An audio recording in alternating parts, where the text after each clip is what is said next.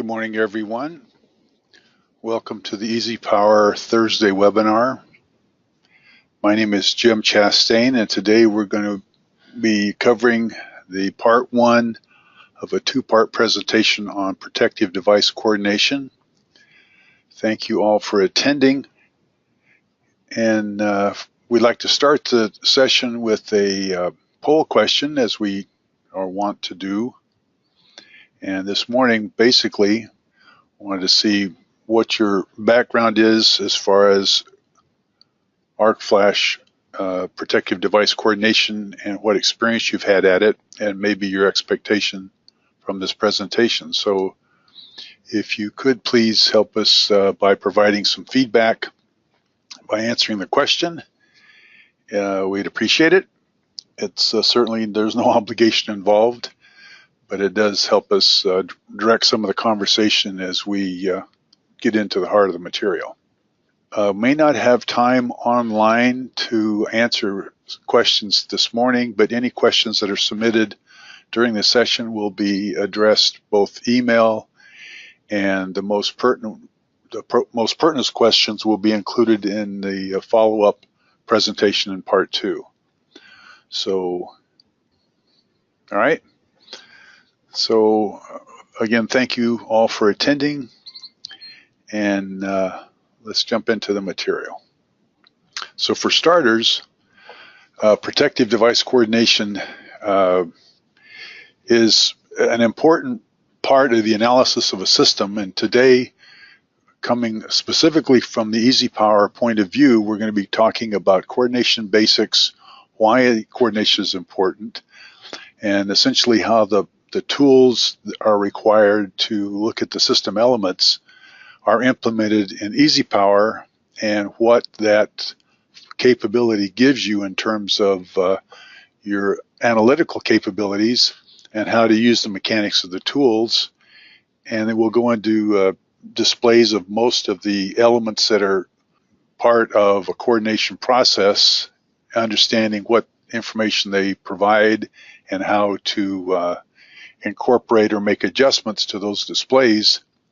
And all this is leading up into part two, where we'll do more specific examples and recommend some procedures and answer any questions that are submitted during part one.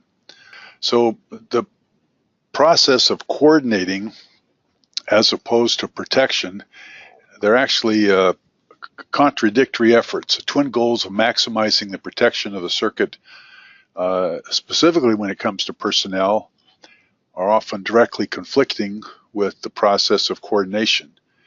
And if we define coordination as the need to isolate as quickly as possible remote faults so that significant parts of the system do not unnecessarily go offline, it will invoke or require that we essentially reduce the protective capabilities of the devices at some parts in the circuit. So the goals of coordination, first and foremost, will be selectivity, and that can involve both series rating and the coordination of fully rated devices. Improve the reliability, because we're not having unnecessary faults that affect more parts of the system than are necessary. And then it also helps isolate, locate faults quicker, rather than have to take down a whole large chunk of the system and then sort through the needles in the haystack as to what actually caused the overall fault. Now, overriding all of this discussion is the initial cost versus the long-term cost of maintaining the system, and the impact that will have even on production requirements, or the cost of having lines go down in the middle of high-value lots or high-value production lots. The term acceptable coordination or perfect coordination is a relative term, and that inevitably there's some compromises that need to be made, and at that point the cost could be an overriding concern on how the solution is provided. but recognizing those conflicts exist and having the procedures in place potentially to deal with it are part of the coordination process or study. So selectivity basically requires that we trip the protective device as close as it can be to the actual fault itself. So in this particular one line, if we have a fault on a panel, a 480 volt panel at the end of a particular feeder, we want the main breaker to that panel to trip first to isolate the fault as quickly as possible and as close to the load as possible. If the main breaker for the motor control center upstream of that panel is the first to trip, then that causes a bigger outage than was necessary if we had the system properly coordinated, at least for the downstream load in question. Now, part of this process is utilizing a tool and a display that's referred to as time current characteristic curves.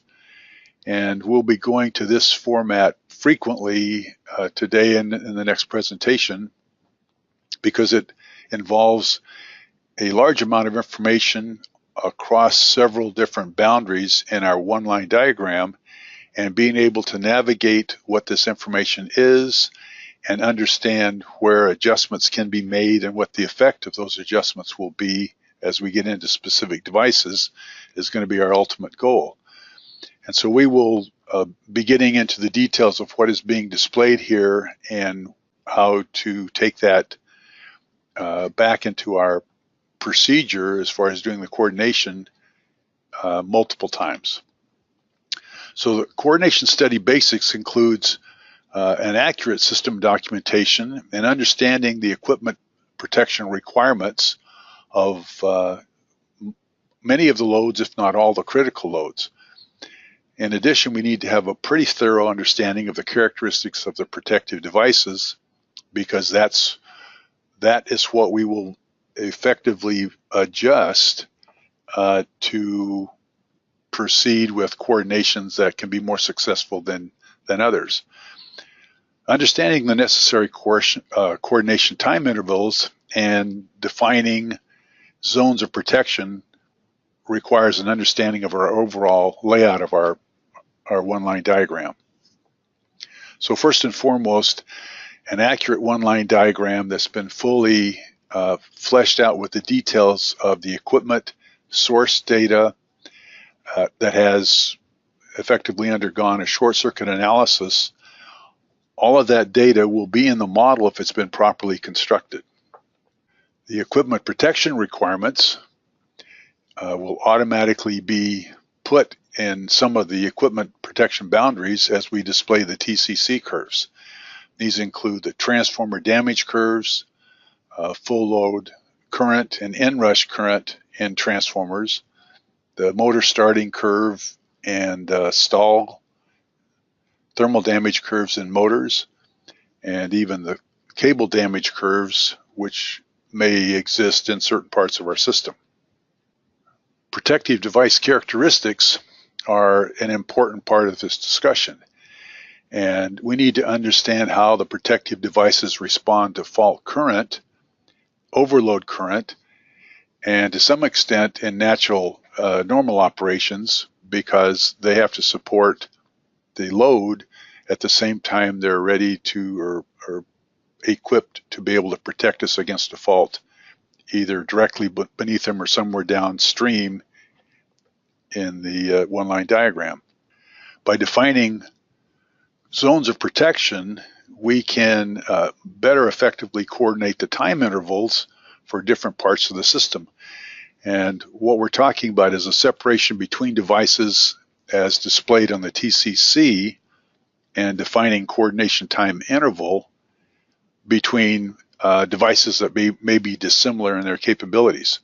So it depends on the device, it depends on the application, it depends on the system requirements, the fluctuations in the system requirements under normal conditions, and then again understanding what a fault, well, the properties of a fault, both arcing fault and voltage fault or ground fault situations may be. Zones of protection are protective devices that are focused on certain parts of the system, and they are most effective if there's a backup or can be used as part of a backup in our overall coordination scheme. So the type of protection functions include phase overcurrent,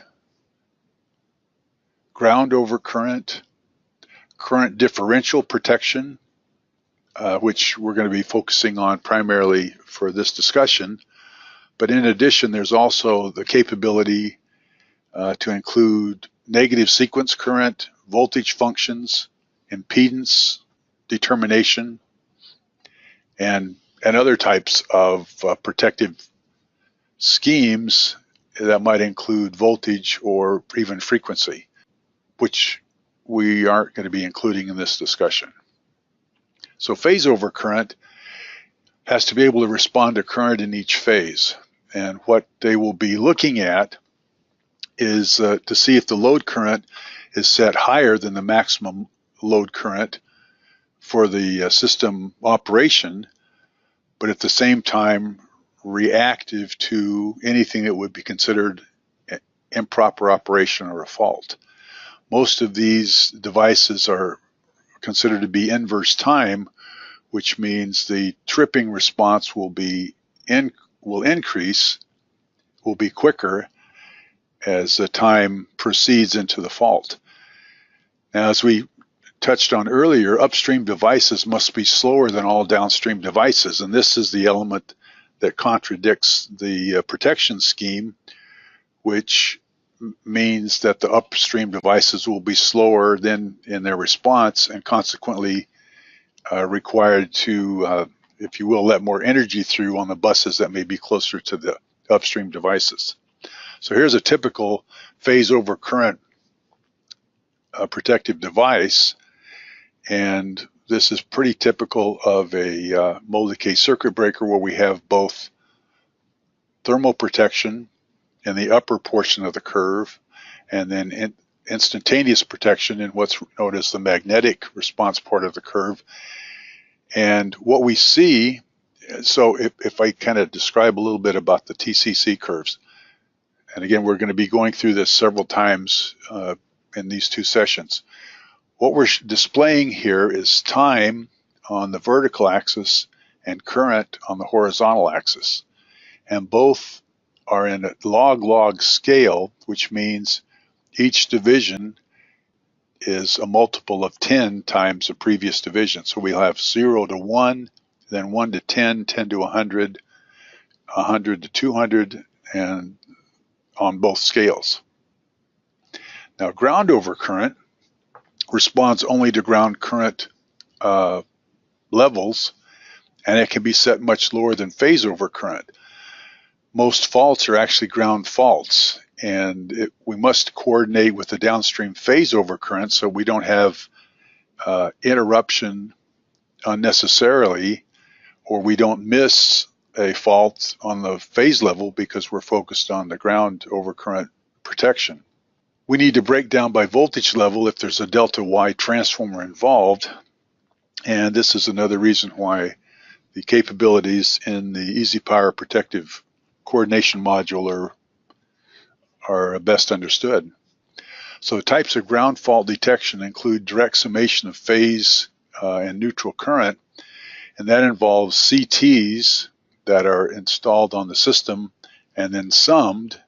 The results are summed, their total current is summed in terms of what's the actual current going to ground.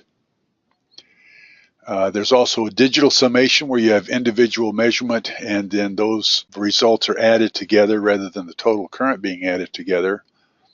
Direct sensing of ground would be an inline very similar to a phase overcurrent, but with a relay that's more sensitive to the lower current levels that we'll be seeing in a ground connection. And then there's zero sequence or flux summation current, which specifically is able to look at the ground component of all three phases and determine if it exceeds a specific level of ground current. differential protection is used commonly around a transformer zone, if you will, and it amounts to the fact that we put in the CTs in line with the incoming current, and then at some point downstream from the transformer we'll have another set of CTs, and by comparing the two totals we can react more specifically to the differential current because we null out the incoming and the outgoing, and consequently that response can be very accurate and quick. And so this is used in transformer differential applications or bus differential applications where we may have incoming summation on an upstream feeder and then outgoing summed across several outgoing feeders. There's also the ability to use current differential around generators and motor differential for large motors. Most of this we're not going to get into too much detail on, but it's something that is worth exploring if you have any of these applications. Now, for the most reliable protection, when you're utilizing zones of protection, you want to have essentially overlapping zones such that there's a backup and the ability to survive the failure of a single component in terms of losing that protection. And effectively you lay out a system something like this where we have a differential zone of protection that includes the main transformer and the utility supply, and then an additional zone of protection that overlaps that, which includes the contributions from the main generator.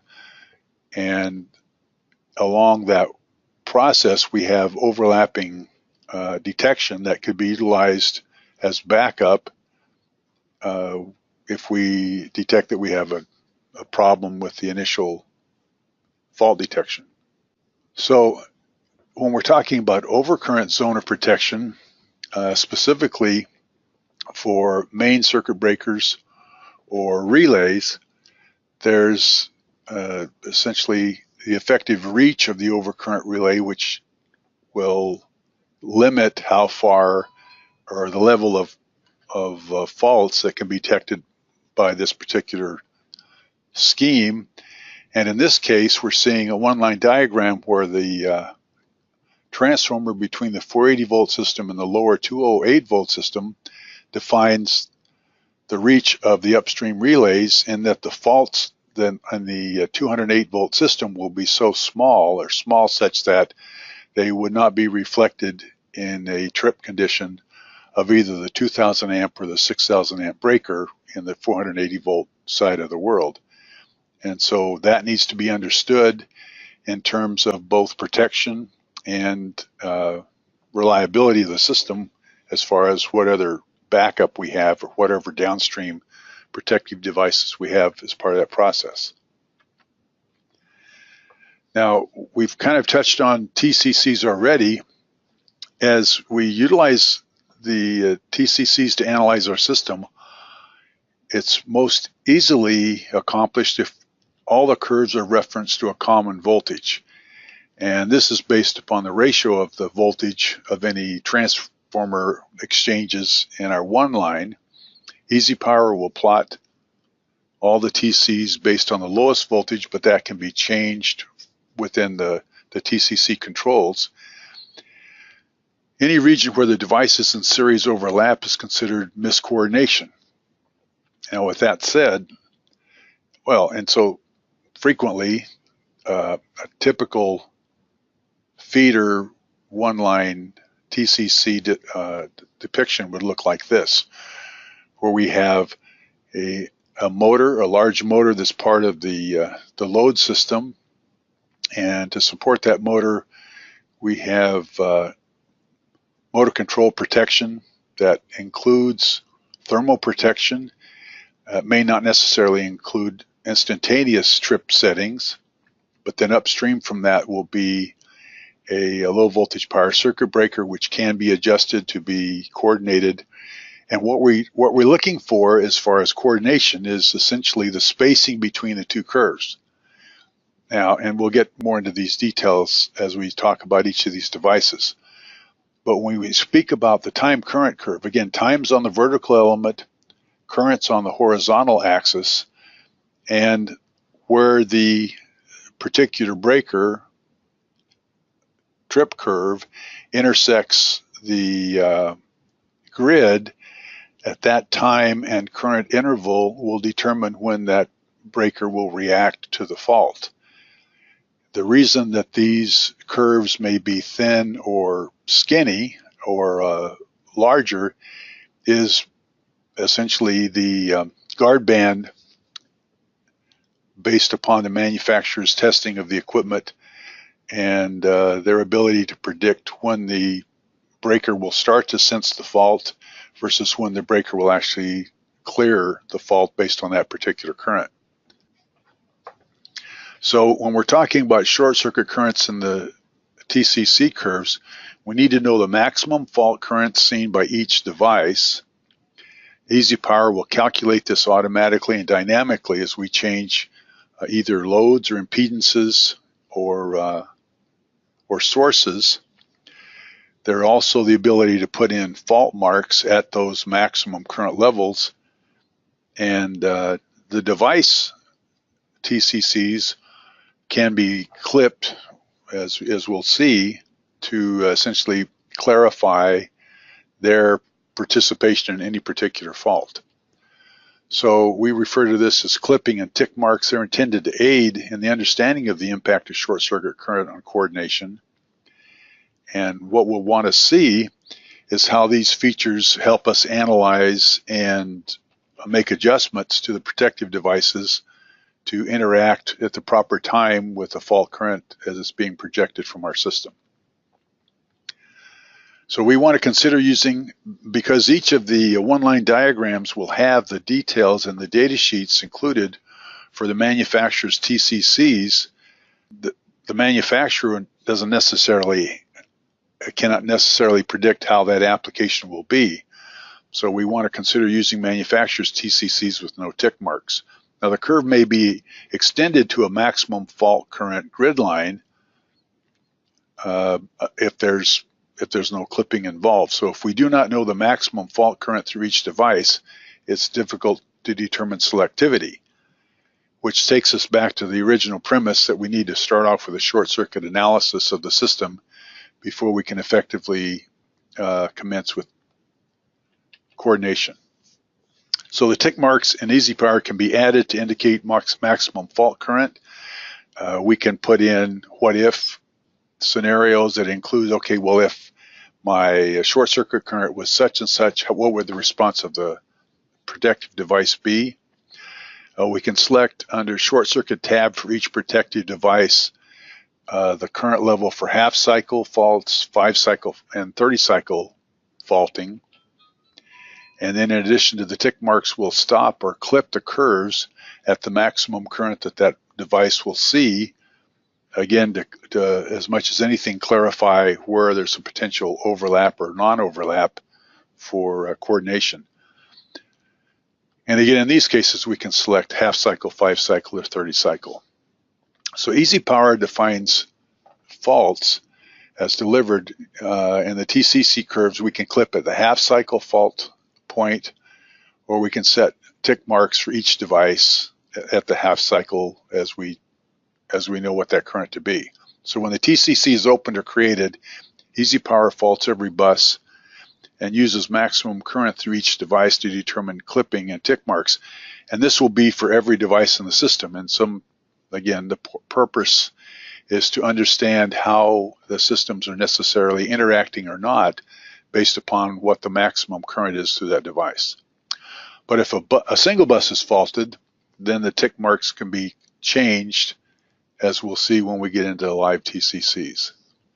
Now, when we talk about doing phase overcurrent coordination versus ground TCCs, it's generally simpler to create separate phase and ground time current characteristic curves since ground devices do not see normal phase current.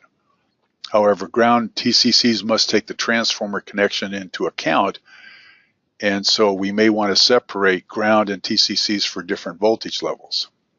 And here you can see for a 480 volt ground fault, the 13.8 kV ground relay will see no current, again because of the delta Y connection. There's no ground connection on the 13.8 kV side to be able to activate a ground relay. Now, as you can see from this one-line diagram, there's a potential for limitations as far as the absolute readings on TCCs, because when we're checking coordination between specific device TCCs, an implicit assumption is that all devices are in series and see the same fault current. Well, this is not necessarily true when we have parallel branches, and so that needs to be factored in to the application of TCCs.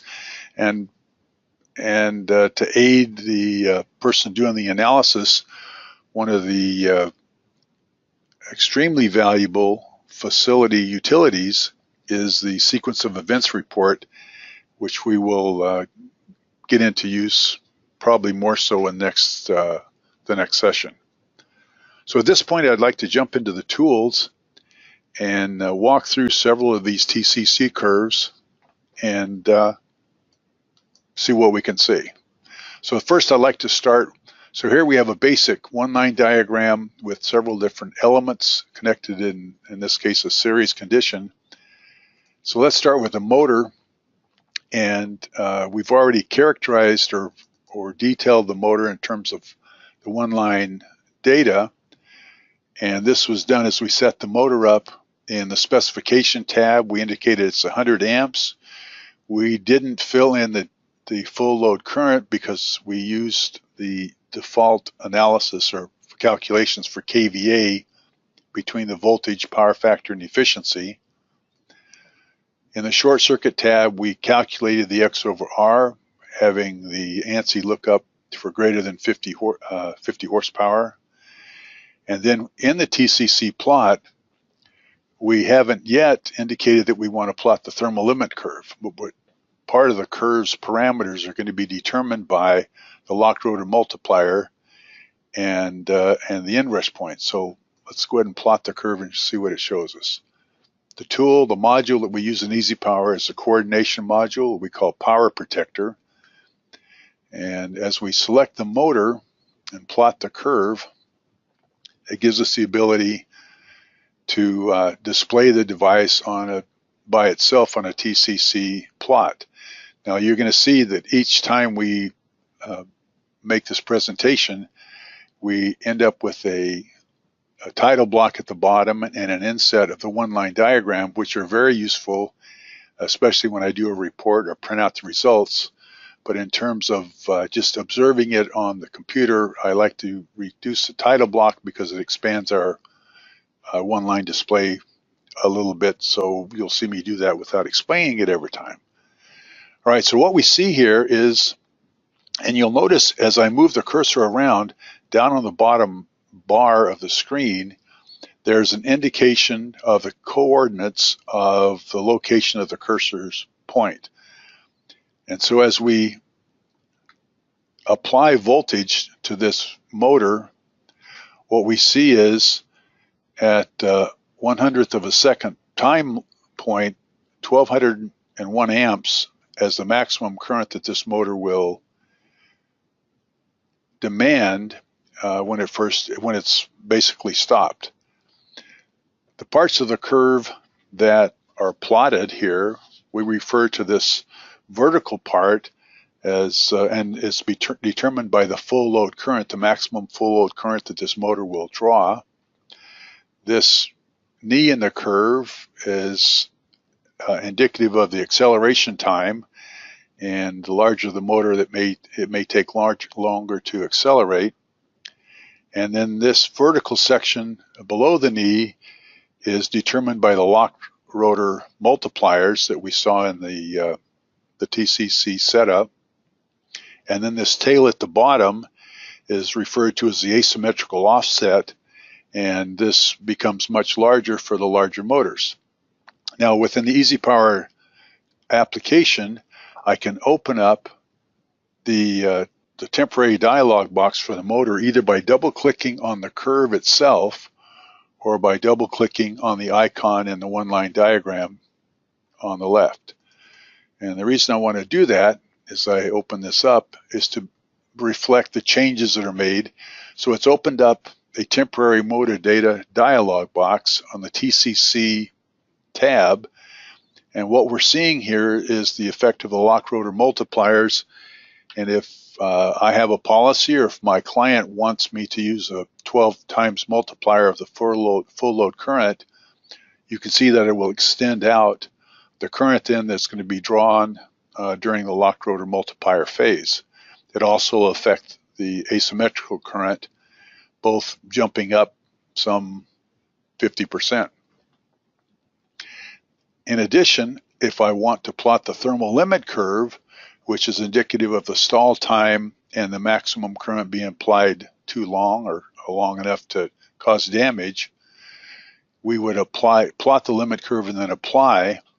And this shows us now if the current were to reach a point, and I'm just going to move my cursor up from the line here. If we were to reach a point of, in this case, 1,000 amps, 1,026 amps for over 22.2 seconds, there's a very good possibility that that motor will experience thermal damage. So then our challenge as we want to coordinate or protect this motor from damage is to be able to position a protective device such that it will recognize any abnormal start. An abnormal start is defined by any part of the plot to the right of the motor starting curve. So anything to the left of this thin blue line would be considered a normal start. Anything to the right would be considered an abnormal start. Then at the same time, we want to make sure, so our protective device must lie in the region to the right side of the motor starting curve. At the same time, because any current that lasts long enough to reach this thermal damage curve would be more than just an abnormal start. It would be indicative of extremely negative situation. We'd want the tripping device to trip before current reached this level in time. So that becomes our challenge when we get into protecting the motor. We will come back to that shortly. In fact, that's where we're going to be going when we get through with all this coordination. Okay, so that's the components of the motor damage curve. And again, the parameters that we've used for the TCC tab in EasyPower plot this curve, and by default, the full load locked rotor multiplier is 6x, and these are default stall times. Whatever I have from my manufacturer, I can replace or put these in the plot from my particular system.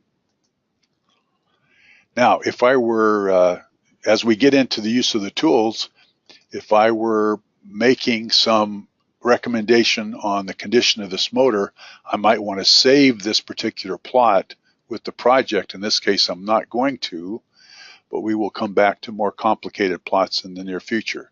The next load that we want to make sure we protect is going to be a transformer. So in this case, we've got a 13.2 to 480 volt step down transformer we're going to plot. And what we're seeing here is the ability to recognize the full load current for normal operations for this transformer. And again, it looks like it's about 12,016 amps, reading the bottom cursor location. We've plotted both the maximum 100% damage curve, which is this dotted line to the right, and then the reduced 58% shifted damage curve, which is the solid line to the left. And the purpose for these are a little bit different, all of which is part and parcel of the way we've set up the transformer itself as we define the TCC conditions in the dialog box. So again, plotting the withstand curve, the 100% withstand curve, and the unbalanced derating curve are set up by default when we set up a transformer, and that's due to the fact that we've checked these two boxes when we initially set the transformer up. The damage curve standards is defined for both oil-filled and for dry transformers in separate ANSI standards. And in this case, we're talking about an oil-filled transformer, so we're referring to ANSI standard C57.109. The frequent fault curves are illustrated by the bottom curve or the bottom hook in both of these curves, and that indicates, based upon the size of the transformer, the level of excess current and time that can be acceptable for a limited number of times in the life of the transformer. And again, that's defined by ANSI standards. The magnetizing inrush turns out to be this little spot down at the bottom, and in this case, by default, it's been plotted based upon 8 times the full load current for 6 cycles. Whatever our manufacturer recommends or gives us as far as specifics other than this can be used, and it will essentially, if we say that magnetizing inrush is 8 times and it lasts for 20 cycles, you can see that it'll move the curve to a different spot. The significance here is that most of our protective devices will be lying to the left-hand side because we want to protect the transformer from any current exceeding these limits for this amount of time. And at the same time, we don't want to have those protective devices susceptible to the inrush that they will see every time the transformer is powered on. So there's a sensitivity issue when we're talking about protective devices on the primary side of the transformer, such that they don't trip on the magnetizing inrush.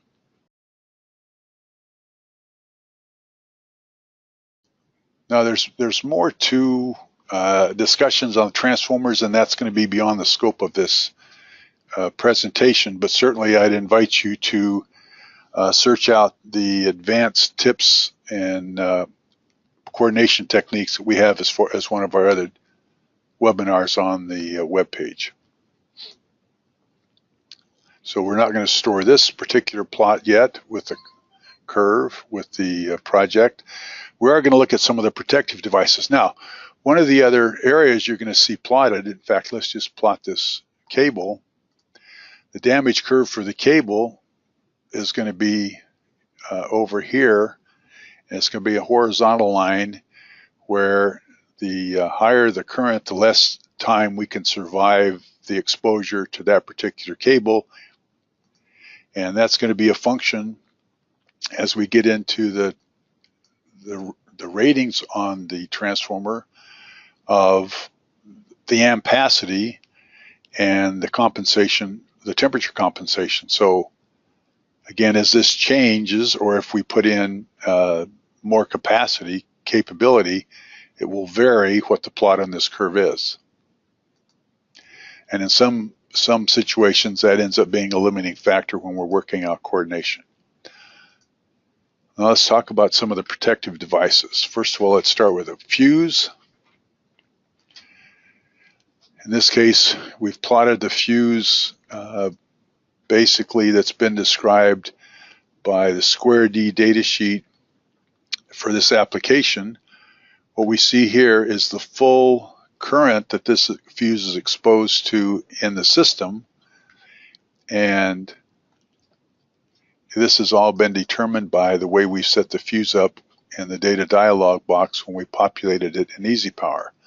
So in this case, we have the manufacturer, the type, the style, the size of the fuse, and whether we want to plot it or not is determined by this checkbox being applied or filled in. So we can remove a particular graph from our plot if for whatever reason we need to clarify, or for clarity we want to remove certain elements from the one line. We just disable its plot TCC. Likewise, in short circuit applications, the interrupt rating that's been determined as we define this part number in EasyPower. When we go to the short circuit tab and apply calculate, that verifies that we've connected with the manufacturer's data sheet, and this is where we set up the clipping. So if we're clipping on, and this is a little bit less effective as far as indicative of what's happening with the curve, and so we'll talk more about clipping when we get into the breakers. But the tick marks are determined by these check boxes down here. In this case, the maximum tick mark for this place in the circuit is 25,000 amps.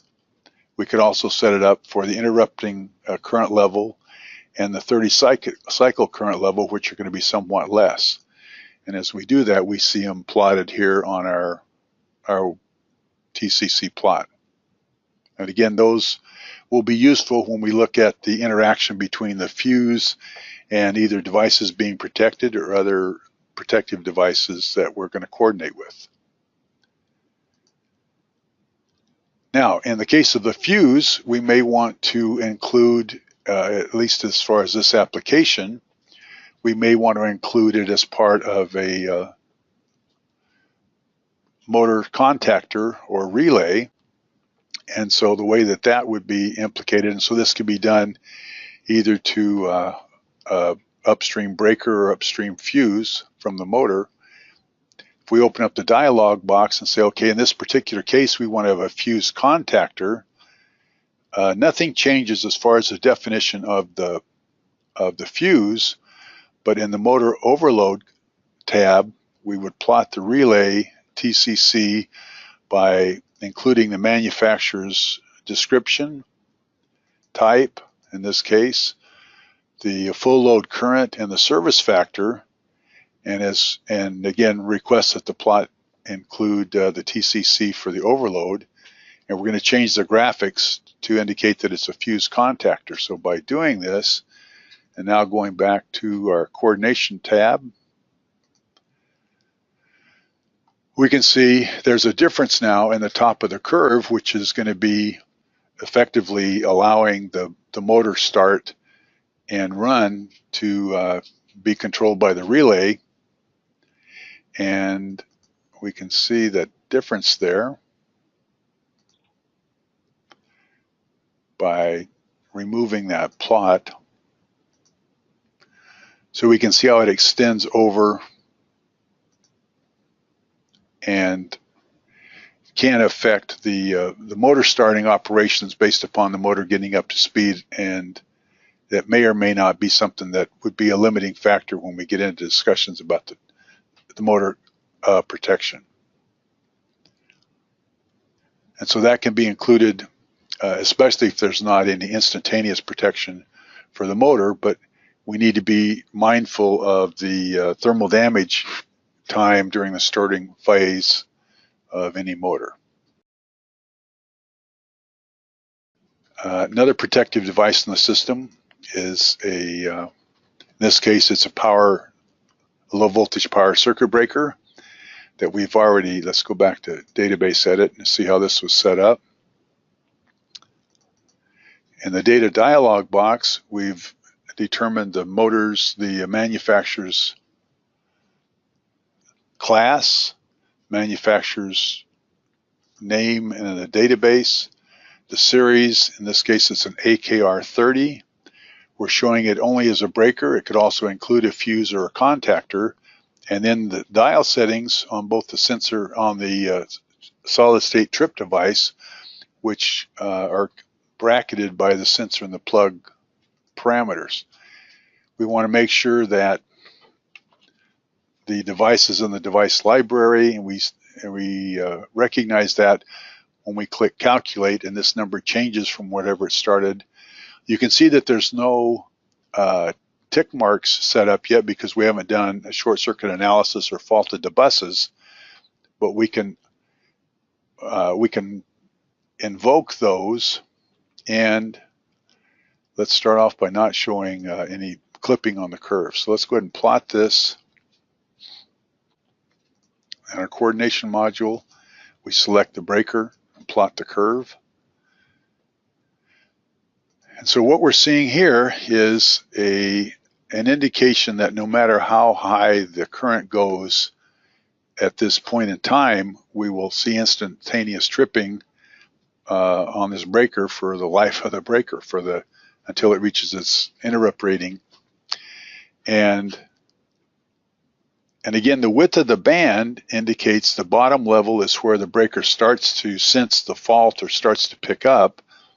And the manufacturer's data sheet guarantees that it will clear at this time. It may actually clear anytime in between, but for purposes of coordination and analysis, the number that we're certain it will be able to clear by is at the 50 millisecond point on our curve.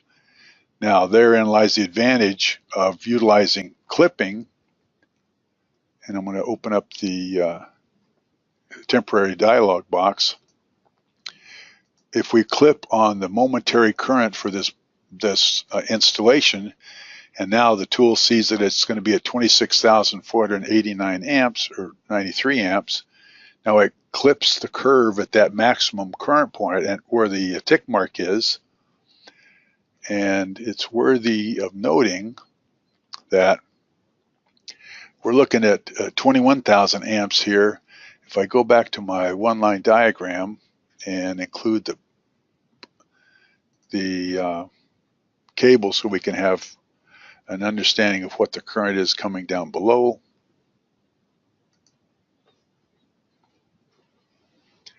What we see is if we fault this bus down here, we see a maximum current of 19,000 amps. We see on the breaker, if we open up the dialog box and include clipping at the momentary current tick mark, the tick mark's at 25,000 amps. So the question is, what happens between 25,000 and the 19,000 that's being indicated as far as the current through the breaker? Well, the difference is, and we can determine this if we go to the options, TCC options list, and look at what's being displayed on the one line. What we're showing for units on the one line is symmetrical current. The tool allows us to look at both symmetrical and asymmetrical, and if we apply this, what we see is symmetrical in the above the line, and in the parentheses we see the asymmetrical. And so it's asymmetrical current that's being displayed as the max tick mark and the clipping point, because that will be the worst case current at any point through this breaker and through the system, albeit for a full cycle, the half cycle maximum symmetrical current will be somewhat less. And it's important to know how we can access that information or what it means in terms of our analysis. Now, in a low voltage power circuit breaker, there's all of these different points in the curve are indicative or controlled by this dial settings in the low voltage power circuit breaker trip unit. And this vertical section here is determined by the long-term pickup. This horizontal section is the long-term delay.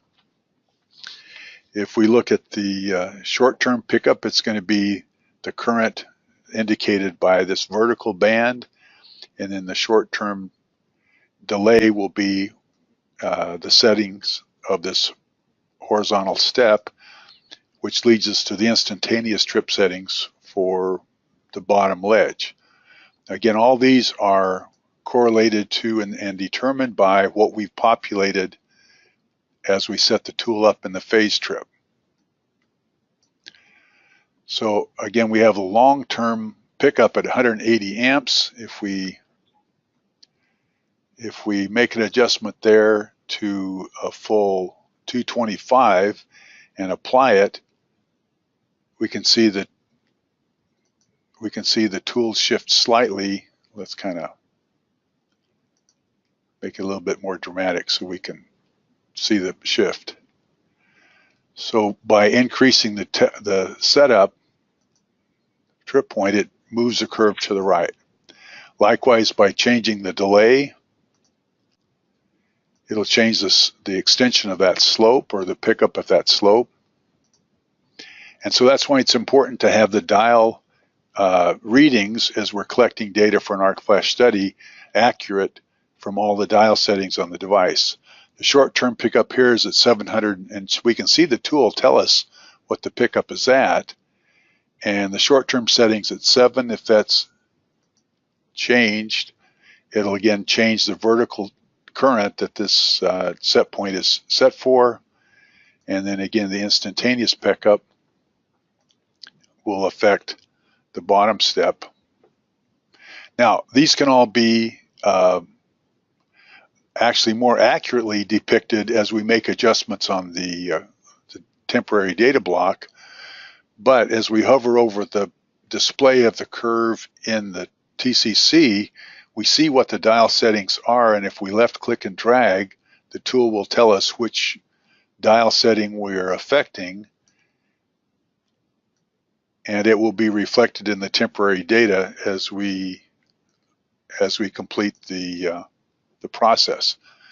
So this becomes helpful when we have two elements that are close together and we're trying to coordinate. And so it can be done either with the dial settings or with the click and adjust capabilities built into the tool. Now, the other thing that'll be interesting is that, and we'll see this in coordination, is that as we make these adjustments, we will see the tool dynamically recalculate the effect on the system in terms of fault protection and incident energy calculation included in arc flash. And so low voltage power circuit breakers end up being a very key element in our overall scheme. And so it's important to know both what their information is controlling the shape of the curve, but how it relates to, in terms of coordination, the time spacing between any of the curves, which will be much more in detail on next session. Okay, finally, we're going to look at a relay. Again, all of these elements have to have, and once we display them on the curve, we'll see the ability to kind of coordinate by individually adjusting or making tweaks, if you will. And the relay ends up being probably one of the more complicated or versatile, whichever way you look at it, because it has the ability for more analysis built into it, since most are usually microprocessor control these days. So again, if we go to the setup dialog box, which we initially detailed in the database edit, we can access it either from the curve or from the one-line diagram here. And as we set it up in the database edit, in this case, we define the manufacturer, the model number. In this case, we're looking at a multifunction control, one for phase overcurrent and the other for ground current. And again, since we haven't done that analysis, we don't have a tick mark to display. We want to make sure that we have the ability to monitor and verify the CT ratios, which is not going to be a part I'm going to get into right now until we get into the coordination. In terms of the settings now, we pick out the function that's indicated on that initial spreadsheet or initial matrix, and these are the dial settings now, and we can use it to affect the shape of the curve. So if we have a very quick response, we can see it changes the, I guess I don't want to drop my setting below my instantaneous. And so we can see that the response of the curve at this current can change relatively quickly depending upon what the shape of the curve is that we're using versus the delay that we are putting on the time dial. Now again, these can be manually adjusted on the curve or more precisely adjusted.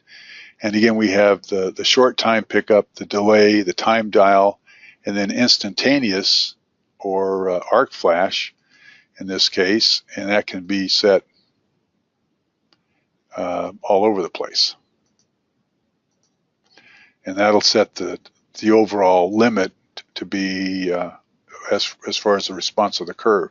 So what we've just displayed here now is a replot of the response of this particular relay. Now we noticed also that this curve or this device has a ground trip function. We want to utilize that. And so as we go back into the settings dialog box, and again, if we were doing a system that was already set up, we would just be recording this information and inputting the dial settings that we had read in the field. So function 2, in this case, we show a tap setting which reflects the sensitivity of the CT ratios and the sensitivity that we want to include in the ground current, then the time adder, and then the instantaneous pickup. So in this case, we're going to have a long time trip at a delayed response at 120 amps CT current, and then instantaneously pick up at 192 amps. Now, if we plot this, we need to display, or to plot this, we need to display the ground coordination mode, and then we need to affect a fault that has ground current in it. And so what we see here is an instantaneous response to ground current. And so let's kind of go back and make some adjustments there, because I was kind of winging it on the settings, and see what affects those set points.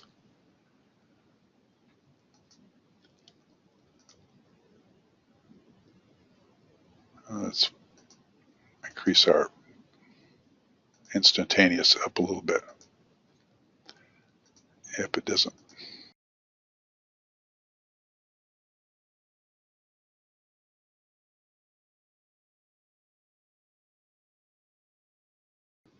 And so what we've done now is put a time delay on the instantaneous response and a less of a sensitivity or less of a sensitivity at the higher lower currents. Now we can actually plot both if we need to coordinate both phase and ground. If we select that as part of our display, and there will be a point in time when that's exactly what we want to do in terms of looking at the potential for secondary current interfering with the phase current capabilities. Now, we will get more into this next session, but especially in a very sensitive relay application, as we noticed on the transformer, the inrush is something we don't want to be able to respond to, or we want to filter out. And so that's going to be a primary focus when we get into relay adjustment during coordination. So it looks like we're kind of run out of time. Again, any questions, I would encourage you to submit on the question list, and we will respond to them via email. And as we start the session next, I believe it's in 2 weeks, and at that point we'll actually go through several examples for coordination involving all of these elements, and some of the features the tools allow us to visualize in terms of unique capabilities of the EasyPower PowerProtector suite. Thank you very much for attending, and I look forward to you all attending at the next session. Thank you very much.